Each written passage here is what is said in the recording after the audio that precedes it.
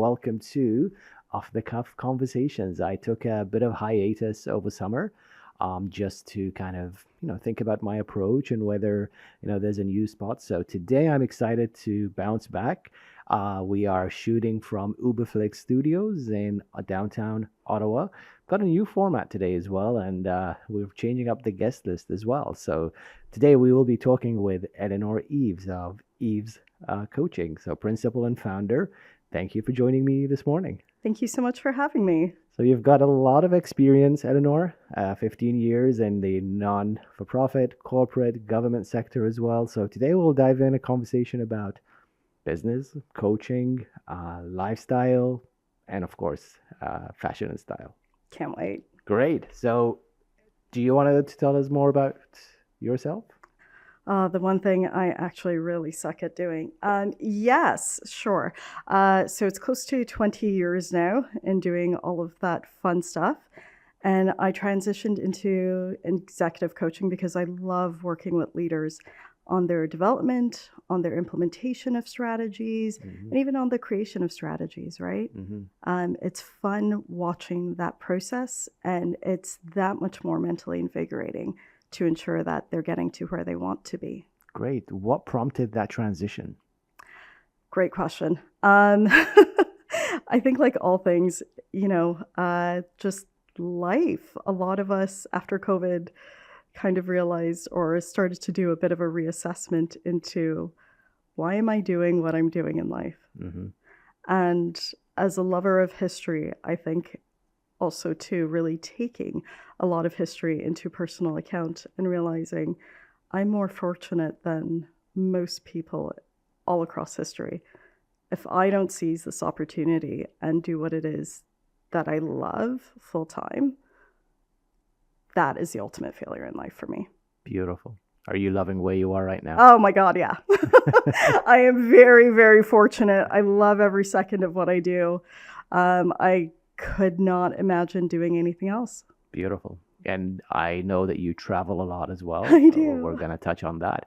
But let's start with more talking just broadly about fashion and style. And so how does that come into kind of your world, interacting with business leaders as well? So I have a list of questions, but again, this is an off-the-cuff conversation, so we're not going to be strict by it. But let's talk about what's the biggest style mistake that really people make when trying to look professional? Not going by their own gut. And I say that because I think we have, even as we talk about executive presence, we have an idea in our head as to what an executive is or what a leader is. But that will change. I mean, what a person looked like in the 80s is going to be very different than now, right? And thank God, because let's all be honest, the 80s was a very hard time. Different. Yes. Yeah. But I say that too, in that not just what is popular, but being aware of your body style and your shape and really making sure that, you're taking into consideration color hues that really match your skin and that accentuate the things that you want to accentuate. And of course, a good tailor. Of course. And I think, really, when I speak to men and women, it's all about what you're going for as well. What is the message that you're trying to send? Yeah. And really, I mean, when we think of style, we think of, like the suits and the lapels and the ties, but it's more about what is the message that you are trying to send. And, exactly. You could be in any profession, but it's really about who you're trying to target and what is the signal that you're trying to put out there as well. I couldn't agree more. So when we go more into executive presence, absolutely. And it's not just about style, but you're right. We all judge people no matter how non-judgmental we want to be, right? We look at a person and in 2 seconds, we think we know everything about them. Of course. And I mean, I think I told you, even when I travel, I purposely try to dress up a little bit because I know that means I get extra perks because people just assume I should be in a certain class. Has this happened to you? Oh my God, all the time. Oh yeah, beautiful. All right, so take tips. So what would be your go-to travel attire? Definitely a cute pair of flats from French Soul, and a pair of jeans to kind of keep it casual, but a nice crisp collared blouse shirt with some pearls. Beautiful. And I have actually had a time where the checking in, She accidentally thought I should have been in first class and didn't correct it and just gave me a first class ticket, bumped me up. So, Hey, yeah. I think for men, yeah, we can't pull the pearls so much, but I think we'll need to adopt more of these styles. Yeah, definitely no open shoes for men. For me, No, that's a no, unless you had no. an incredible pedicure. No. No, that's a no. Good. What's one style tip every professional should adopt? Work with a stylist. Work with a stylist. Have Yeah. you worked with a stylist? I will be very soon. Her Yes. wonderful name is Michelle LeBlanc. She's in Ah, Ottawa. a mutual friend. Yes, Yes. she is the absolute best, Yeah. and she gets every body shape, every skin tone. Mm-hmm. So I would say working with a style coach like her Yes. and having a good tailor. Absolutely. That's huge. Yes. Yeah. Yeah. And it's a journey as well, I Yeah. find, like how styles change, but definitely having someone just like, an executive coach, which we'll touch on later. It's, we need someone to kind of give us that perspective or the blind spot that we're not aware of. Exactly. Beautiful. Yeah. All right. Moving on, healthy habits. So tell me about your healthy habits. You're a busy professional. Yes. So I do transcendental meditation twice a day. I absolutely love, love, love it. And at first, I thought it was a cult, but it's not. It's actually a real thing. But it's wonderful, and it really just grounds you. So you do it 20 minutes in the morning. Well, I do 20 minutes in the evening. So before my coffee, do that, and it just really grounds me. Aside from that, I would say pick a sport you love. And I say sport because that's what exercise is. It should be just movement. And as a doctor, you could tell me more than I could say anything about the benefits of movement, right? Absolutely. I mean, I want to know more about transcendental meditation and how it's different from the routine meditation. But I mean, I use Calm app, and I use it sporadically. I admit I don't use it often as I should, but that's something that helps me kind of, in that busy life where it's 10 minutes before I go into work or, 10 minutes during lunch hour definitely helps with that. Movement, I try to get in about 3 times a week. And so sometimes I fail, I know, but I need to prioritize that. But it's important, like how you feel after. That's what you should remind yourself, because there's days when we're dragging ourselves, but then afterwards they're like, yeah, whatever I was worrying before about, it's just not there. Exactly. Or I still can worry about, I still can think about it, but not in a worry mindset. So, question for you. You said that you don't necessarily do it or utilize the Calm app all the time. Mm-hmm. So, what would be a minor change you could make in your schedule? Because, as you know, routine is the most important part. Absolutely. And when we talk about habits, I can't recommend enough atomic habits. It's those small incremental. I think it's prioritizing. It's, in our busy lifestyle, we think that, if we're present at work, then, like we're going to accomplish everything.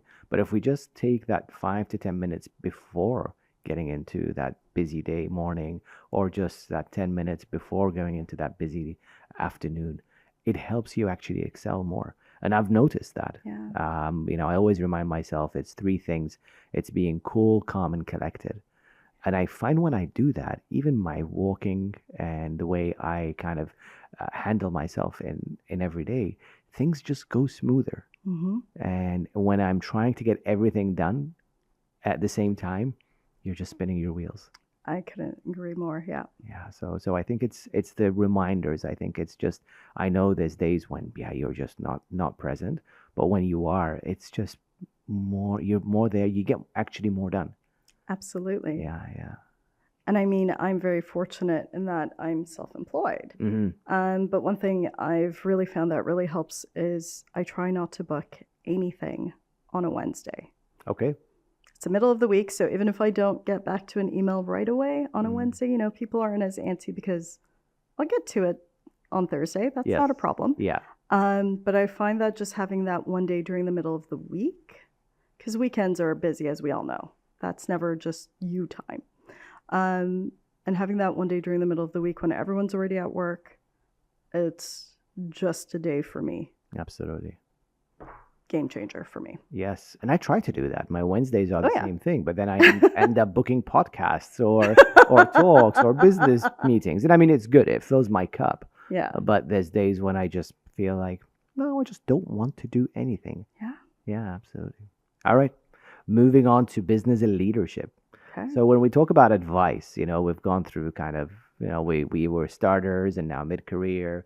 And so what's the best advice that you have received from a business leader? Never discount anyone and be true to yourself. And I know that sounds really hokey. Everybody knows that, right? Yes. Like, be true to yourself. What does that actually mean? Mm-hmm. And that's why it's actually a really powerful statement, because it will be different things for different people, right? Being true to myself meant experimenting with different sectors. Most people would look at my CV and wonder why on earth I have worked from everyone with the likes of UNICEF to Raytheon. The connections just don't make sense for people, Absolutely. right? Yeah. But you have to be true to yourself in that sense. Mm-hmm. And so you also said do not discount anyone. So tell me more about that.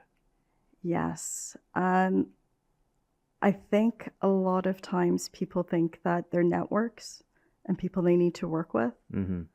should always be people that are quote unquote more successful than them, Mm-hmm. higher than them, whatever the case may be. Don't discount anyone, because you really and truly don't know who that receptionist is going to become. Absolutely. And although I look like a child, I know I'm a lot older than I look. Viewers at least a decade, to whatever you think that number is. I mean, I've literally seen receptionists that everyone just discounted, Mm-hmm. not knowing Mm-hmm. that they were, MBA grad or yada yada, very well connected. Yeah, 5 years down the line, ended up becoming senior VPs of course. just because of what it was. Yeah. They had no idea why they were there. Yes. And so I remember once there was a rule of 3 that I heard, right? Or a thirds. 1/3 should be people you're mentoring. 1/3 should be people that are about your colleagues, your same level. Mm-hmm. And 1/3 of your networks should be people that are mentoring you or coaching you or guiding you. Okay. So I really like that. The rule of the thirds. Yeah, Yeah. I find everyone has something to teach you. absolutely. And if you are curious enough to listen and just be open, everyone has something to teach you, good or bad. Yes. Right? But I think, the people that we encounter, and I think if we're just kind of listening to what is being said Yeah. and not discounting them, and, yes, it might be bad, but at least it tells you what not to do. Absolutely. And I mean, I have a very dear friend who's a grief coach, Mm-hmm. and Dina Bellaroche. And one thing she asks people as she coaches them through the process of significant death, dying, grief is, what's one thing that this experience taught you that nothing else could have? Because it's true, everything good or bad has taught us something. That is true. That is true. It's a good reminder. Yeah. What is a characteristic that every leader should cultivate? I mean, you've worked with, as you said, like UNICEF and everything else. So, what is the one characteristic or a few, if you could recommend, that young leaders or people in business should cultivate? 2 that come to mind. One would be self-awareness. Both because you could either judge yourself to be greater or less than you actually are. Mm-hmm. So more of that logical, rational self-awareness. Mm-hmm. What does that mean for who you are and the rooms you're in? And how can you better, with that more logical stream, you could better activate your network to help you.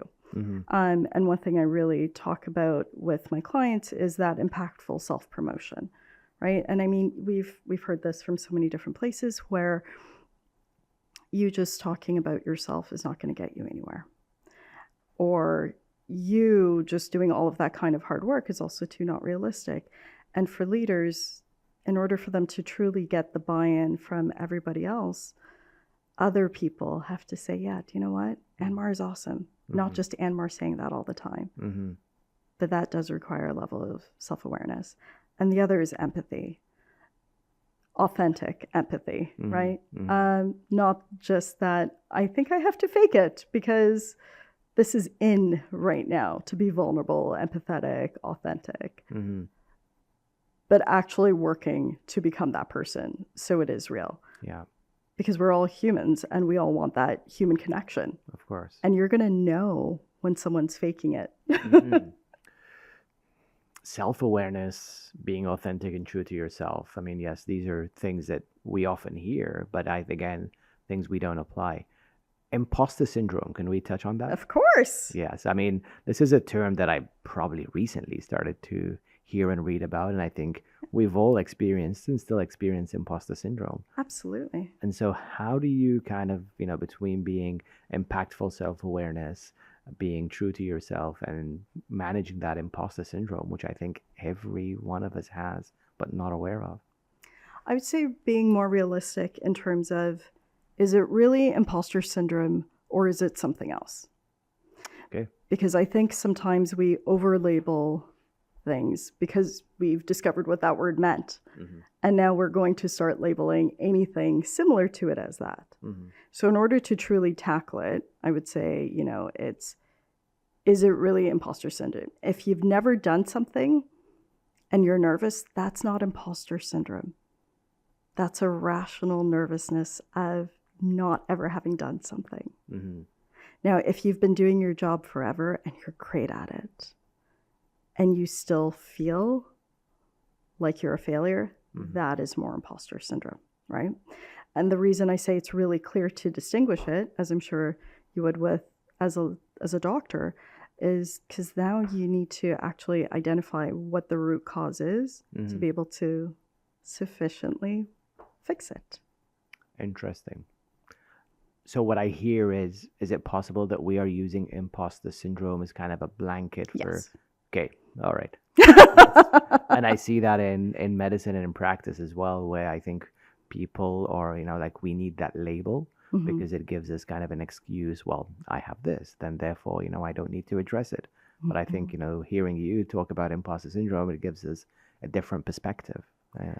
Well, exactly, right? So for a perfect example, if it's something you've never done before and you're nervous, then I'm going to coach you around how to embrace that new scary thing. How do you change that nervous energy into excited, positive energy, right? And the types of frameworks I get my clients to develop, they're frameworks that work for them. That's why no two frameworks are ever going to be the same. And that's why also I don't want my clients to stay with me forever. Hopefully, they have gone through the period of coaching.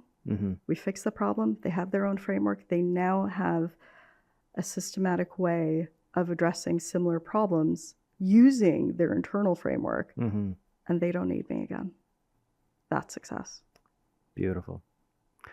And that is probably like counterintuitive to what we think, because we think, well, as therapists or coaches, they always want you to be with them because, like that increases the business and revenue. But your model is not the same. It's different. No, because I think word of mouth is powerful, right? I mean, if you see someone who goes to a personal trainer and, they say, my New Year's goal is to lose 50 pounds. They've been going to that personal trainer and they haven't even lost 5. Would you want to go to that personal trainer? No. Yeah. Exactly. So I think it's putting the impetus, this is what you need to be doing. This is the work. Go do it. No one else is going to be doing it for you. 100%. And look, if they come back and they say, I have a new problem, yeah, let's dig into it. Absolutely. But we're not going to be discussing the same problem over and over again. No. And that's how I think you build trust, credibility, trust. And then they'll go and tell more people rather than saying, I haven't made any progress. Absolutely. And I think I asked you this probably a while back when I'm exploring kind of personal coaching, but I'd love to as well for viewers and listeners, is when we are looking for a coach, whether it's a business coach or a personal coach, what do we look for? What are the questions that we should ask them? Good question. So first thing, full disclosure, I am the vice president of the ICF local chapter, so take that as you will. But I say that to say, when I say having an ICF certified coach is, I would say, one of the most important things. Coaching is not a regulated profession, so anybody could call themselves a coach. Mm-hmm. So this is why the ICF was founded. The ICF stands for the International Coaching Federation, and it gives a gold standard for what coaching is, because a lot of people too don't understand what coaching is. They think it's advice giving. That's not what it is. They think it's mentoring. That's not what it is. They think it's even therapy, which is not what it is. Absolutely, yeah. And so that's why the ICF was founded. And, when you are an ICF member, you have to pass the credentialing exam, you have to renew it, you have to do tests every so often. So it does provide this gold standard. Mm-hmm. So first of all, check to make sure that the coach is ICF certified. Secondly, it's chemistry. It's a very much trust-based exercise. If you don't trust me and you're not going to open up, and when I say that, I don't mean tell me your deepest, darkest secrets. I don't mean that. But if you don't feel comfortable enough to even be raw and honest, I can't help you. So that chemistry fit is huge. And I don't want everyone to be my client, and I definitely won't, because again, there are 8 billion people on this planet. Of course. I'm not going to be the one that everybody likes, and that's good. Mm-hmm. Mm-hmm. So making sure that it's a chemistry fit, and then knowing what it is you want to have coaching for, whether it's a life-based issue, business, whatever it is. I only touch that professional stream. Of course. So making sure that you're very clear as to what aspect of it you need help with. Mm-hmm. That's interesting. Yeah, I mean, learning about the ICF and what you do with the ICF as well. And I've met many people who, kind of are coaches and some, but we don't know what to ask. And as you said, it's an unregulated profession. So it's really good to have that designation, that peer kind of designation and recognition as well. Absolutely. And of course, ask them what their approach is to coaching, Mm-hmm. right? If it goes down to the fundamental stuff like billing cycles. If that scares you off, don't work with them, right? Yeah. Money is a trust-based exchange. And I like that about you. I think when we talked, because I had talked to a few other people in your industry, and I think you are the only one who stood out where you have a retainer, like a monthly retainer. It's month by month. And if, it's not something that you're paying upfront and, an investment, an X amount, and then you might not be getting what you need. But a month to month allows you to trial, experiment, take a pause, and also assess whether it's a good fit or not. Exactly. Yeah. And, not to brag, but I tend to get results really quickly for my clients. So I also, too, don't want to tie someone into a 6-month package. Mm-hmm. 4 months in, you get your results and you're wondering, what now? Exactly. Yeah, yes. You want the check-in. I mean, and that's probably what a coach does, is the accountability. Exactly. Yeah. I heard that you are doing a new branding for your business. I am. A mutual friend as well. Can we talk about that? Absolutely. Yeah. Yeah, Carrie Irvin, Carrie Irvin Communications. Check her out for sure. Anyone. She helps people all over the world as well. An absolute genius, lovely woman. So I'm really excited to see what she does. Yeah. Did you receive the package yet, or? Still working on it. Yeah. Okay. When are we going to see the product? Hopefully in a couple of weeks. Beautiful. Yes, I talked to her yesterday just about that branding package. So I'm really excited to see what she does with Eaves coaching. Me too. Yeah. Poor woman, though. I told her, there were certain elements of my branding that I was really tied to. So. Okay. May we know what those are? Mostly the falcon. Okay. The little birdie in my logo. Really, really love that. Yeah. Has a sentimental attachment for me. So yeah. And is that branding gonna go into your personal style, your image as well of working with Michelle? Yes. So for instance, this greeny gray, which is also in my glasses. I don't know if the camera will pick it up. That is definitely part of the color scheme as well. The navy blue and white, which I'm wearing, Mm-hmm. is very much me. I like the cool tones, not the warm colors. So yeah, Mm-hmm. Mm-hmm. Beautiful. Well, exciting and looking forward to seeing the new branding. thank you. Speaking about community and Hmm. culture in Ottawa as well, and I mean, you're traveled, you've been around the world, I'm sure, but I find Ottawa is unique in terms of the networking and the ability to meet many people. And I'm Yeah. fortunate to have met you through those networks as well, and some of the names that were mentioned. So tell me how that impacts or has an influence on your business, but also, for people who are venturing into that world. Yeah, I mean, it's interesting you should say that because, even style-wise, I notice I change the way I dress, Mm-hmm. whether I'm in Ottawa or whether I'm in London or Paris, Okay, right? of course. And so that does go into the branding. And I think that's where Carrie is a genius because she also had to take that into consideration. Who I am here is slightly different just because of the cultural norms and styles and Mm-hmm. differences. Mm-hmm. Um, Ottawa is a very unique place as well. You're right. Being the capital city of a G7 nation with all the embassies, all the different cultures, cuisines, individuals here, it really does provide you with this wonderful array of options to meet Mm-hmm. people and learn Mm-hmm. from people. Mm-hmm. So I think it's just trying to seize the moments, right? What are the networks that you are part of? I mean, ICF, I'm sure, but Yeah. any other networks that you attend or you find really kind of help you with excelling in your business? The lean in movement, the Sheryl Sandberg lean in ones. Mm-hmm. So Nadine Zainoun and I, who I'm sure you know, Nadine, yes. yes, she's Yeah. a wonderful coach. She's the Yes. president of the ICF chapter. Yeah. Um, so she's also a circle leader for the lean in groups as well. Mm-hmm. They're a wonderful opportunity again to get a wide array of women. Mm-hmm. So getting some of the senior ones, but also to getting some junior professionals, being able to coach and mentor them is also lovely, right? Seeing that joy and that hope for the next generation. Yeah, absolutely. I find in Ottawa it's accessible, where, Yes. like I moved to Ottawa not long ago when I was kind of like having a hard time navigating Ottawa and understanding who does what. But once you kind of become part of a network, then kind of, you start to get invites and I find, it's accessible. Every night of the Absolutely. week there is something happening.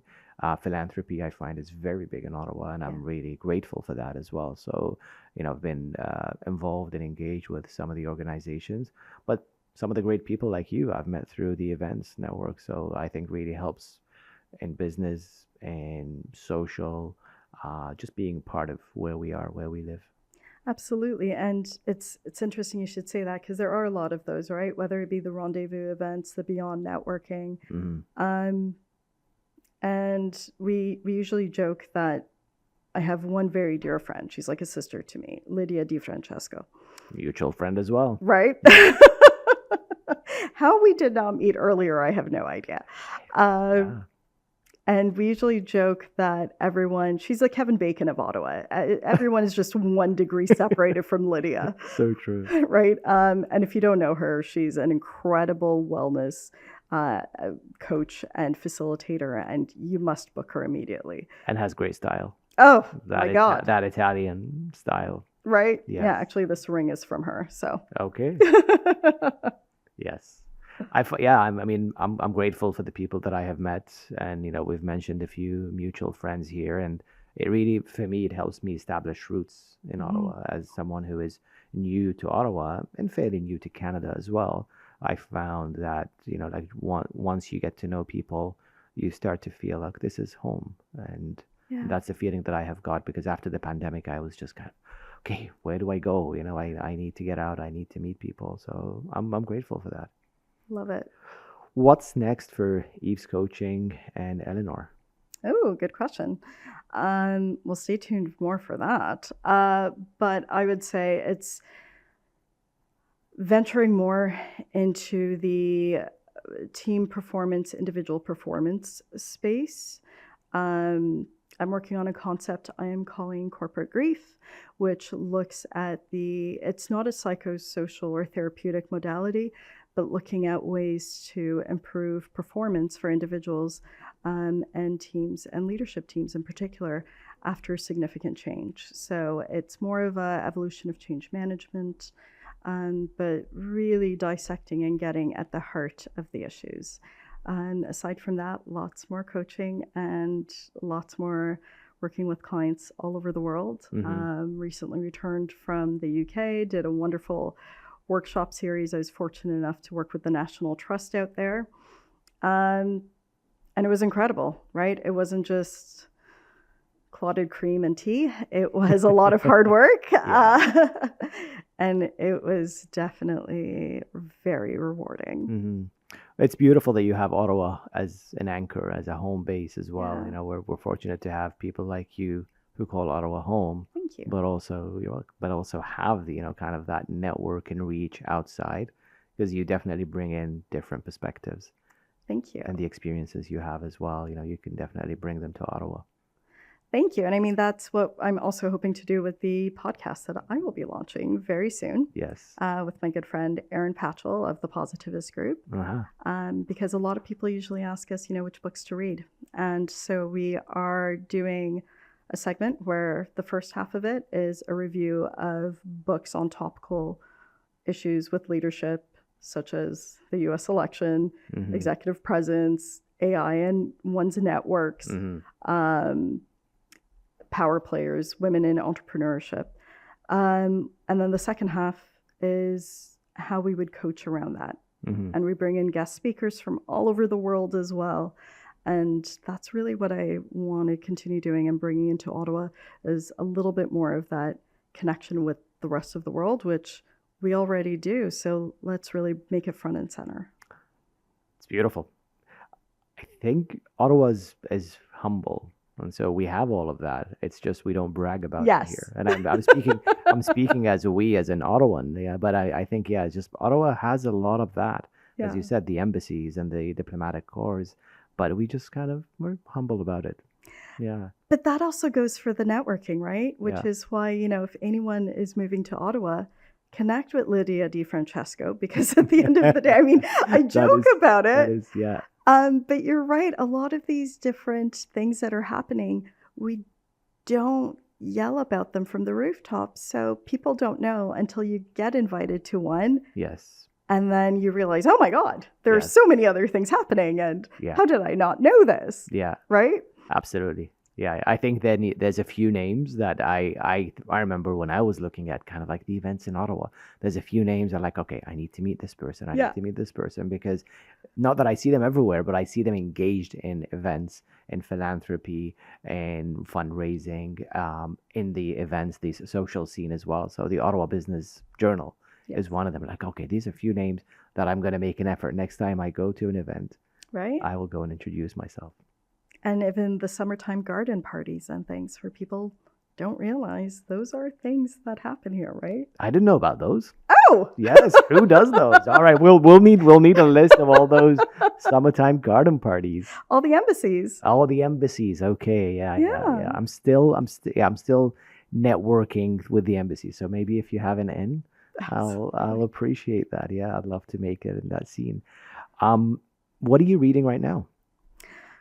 Right now, actually, I am reading a book called The Psychology of Money. Okay, yes, it's on my list. Is it? Yes, it is. Yeah, yes, it's highly recommended. Yes. Yeah. It's a very fascinating approach to it. I had studied economics, so for a person like me who has done that, it removes the person a little bit more from the numbers. So far, it's a really interesting take, and there's one line from around the beginning that really resonated with me, where he was trying to ask, how much of financial success is luck. Mm-hmm. And it's true. That's the one thing that economists cannot really track down, is you could have all the theories in the world, but what percentage of that is luck? And I love it. Beautiful. Any book recommendations as well? So psychology of money, but My God. Your top two. How much time do you have? No, let's give it top two. Top two, I would say History of Misogyny. Wonderful book. And mostly because I think it's really, really important for us to still be aware that these types of issues aren't just gone into the dustbins of history, but misogyny is still very much a very real thing and goes into the insidious and prevalent nature of it. The other book, I would say, top two.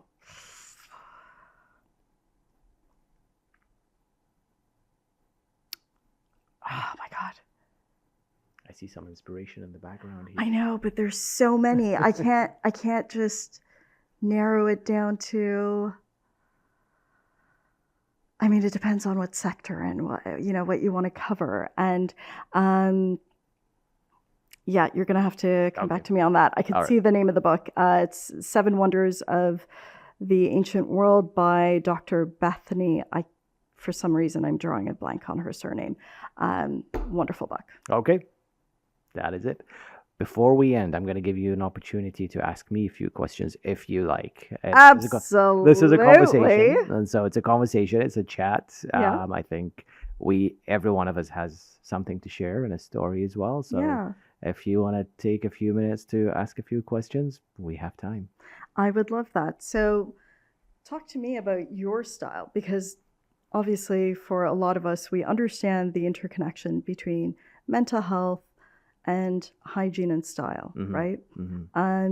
So walk me through what that means for you as a professional, as a human, but also to just what it means for your creative style, because I think there's always elements of a touch of whimsy in certain people, and I'd love to know what that is for you. Of course. Yeah, I mean, I was fortunate enough to grow up in the Middle East in Iraq, and so men and people there, just kind of like when they go out in a professional setting, they do take pride in how they present themselves. And so my late father, I remember, I used to go to the bank with him, and he's always dressed in a suit, in a suitcase, the Samsonite suitcase.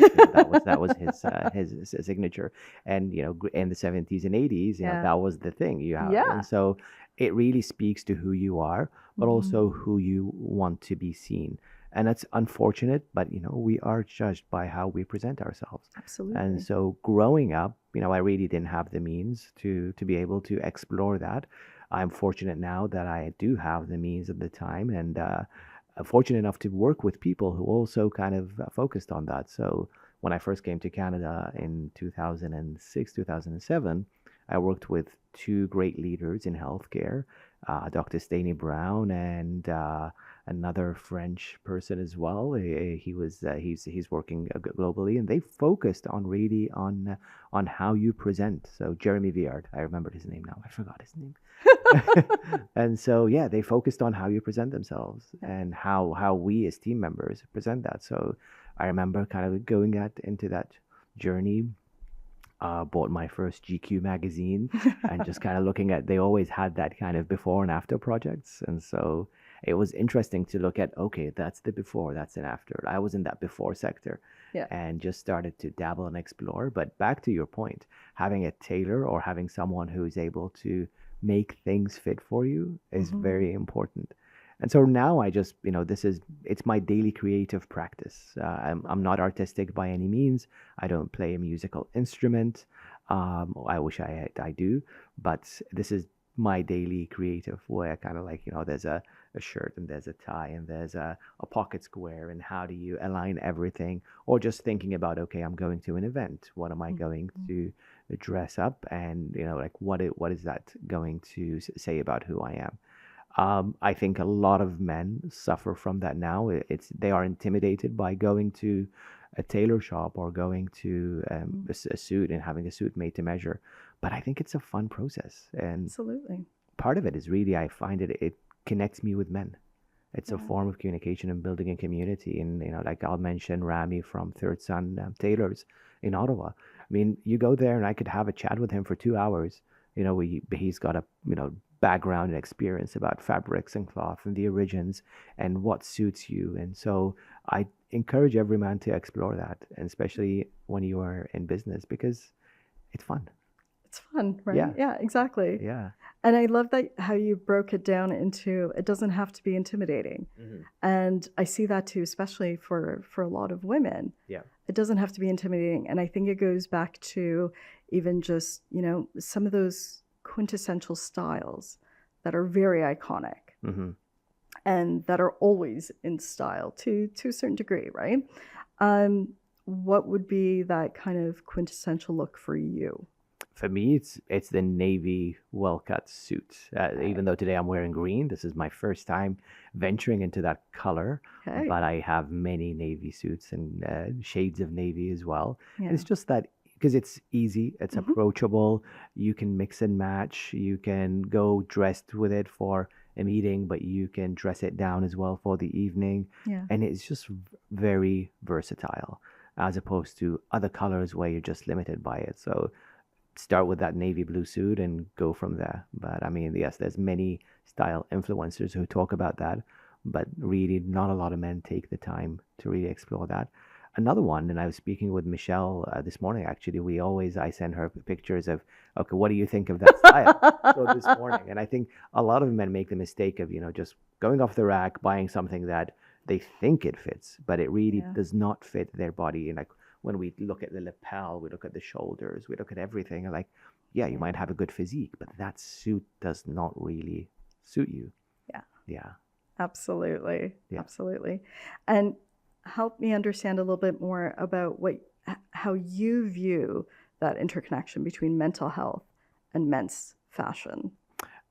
For me, it's a big impact. I could be having a bad day or waking up with having really kind of, the anxieties and the stresses that we have, but looking after yourself, Mm. just, the physical, the mental, the spiritual, but also your appearance, Yeah. for me has a big impact. And, like, yeah, men, I think we underestimate that impact in terms of, just going for a quick workout, having a nice shower, cleaning up and putting on your clothes, even if you're working from home. Yeah. And I've seen, that negative impact of working from home during the pandemic, where people are just comfortable in their sweatpants. Mm. And sure, they are comfortable, but day in, day out, and weeks after, I have seen that effect of just letting go because Yeah. it's a slippery slope. Right? And yeah, you start to let go of things, and then, oh, I'm feeling down and depressed. Sure, Yeah. there's a reason. Yeah. And so my advice is always look your best, because it definitely by midday, even if you're waking up not feeling well, by midday, it will have an impact. I find even the shoes that you wear have a big Yeah. impact on how you walk, because it's how you hold yourself. Love it. Yeah. And so is it more of a faking it until you make it kind of way where, the show must go on, so costume, put it on, or how do you distinguish between that and Mm-hmm. that Mm-hmm. real movement? Yeah, some men in some books, they talk about the masks of being a man and masculine, and we use that as an armor or a shield, and rightly so. I mean, yes, Hmm. I could be having a bad day, but still dressed well because this is my armor. This is kind of, how I protect my inner self. Yeah. But I truly believe it does have an impact, because I believe in thou shalt pass as well, right? Yeah. It will pass, like if you're waking up with stress or anxiety, by kind of, like midday, it's gonna pass. And so Yeah. why not take a proactive effort and make it pass faster? And so, but I mean, yes, there's days and there's weeks when we are just feeling down. But I Yeah. think we taking a proactive role, just like, okay, I'm gonna go for a walk, I'm gonna go for exercise, I'm gonna shower and shave, and I'm gonna dress up as well, will have a positive impact on you. Love it. Love it. So what is next for you then? I'm still exploring. I think that's the question that people always kind of when I'm going in networks and meeting people. It's like, okay, well, you're a physician. Like, why are you doing Yeah. this? I think it's building a community for me, and Hmm. I'm happy with that. Meeting people who could enrich my life as well with the discussions and the conversations that we are having as well. Where I'm going with this, I'm still exploring. I mean, this is, for instance, our first time recording at Uberflix Studio, Yes. and Wonderful it's place. it's a wonderful place. I love it. Yeah. It's automated, and so I think, well, like, we'll see. This, like the sky's the limit. I think the more people you meet, the more ideas you get. So, can I ask a somewhat personal question? Okay. Okay. It's a question I always ask all of my We're clients. gonna be out of time soon, though. We have another 10 minutes. Go ahead. So, it's a question I always ask all of my clients at the beginning of the engagement. Mm-hmm. I I think you know where know. this is going. You asked me that. Yes. What do you want your legacy to be? I don't know Eleanor yet. Yeah. That's still in the back of my head. Because when you asked me that question, and I have talked with friends about legacies, and friends I grew up with, and they talk of grander things. I want to build this. I want to build an empire. I want to Yeah. build an organization. Like all of these, and that for me, like legacy equates with building something. Mm-hmm. But in conversations with you, like, okay, well, no, it's not about that. It's about the aspiration of who you want to be. Yeah.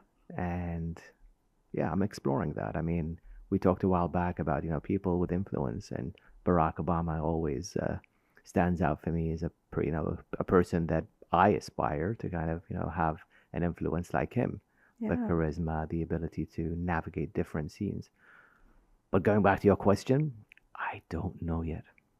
Interesting. Okay. Hmm. Well, this ends our conversation. I mean, this is great. I think we've had a really insightful chat. Yeah. This is a beautiful opportunity. Thank you for your 1 hour on your Wednesday where we're able to chat. I think for next guest we have a list of names that we had mentioned. So Michelle, Carrie, Lydia, Jodie Wilding as well. I think that's Yes. a mutual friend as well. Yes. And Quadjo, Yeah. Dr. K. I think he's someone that I would love to have as well. So if you're listening, we'll be knocking on your doors or sending you emails. Great. Thank you so much, Eleanor. Thank you so much for having me. You're welcome.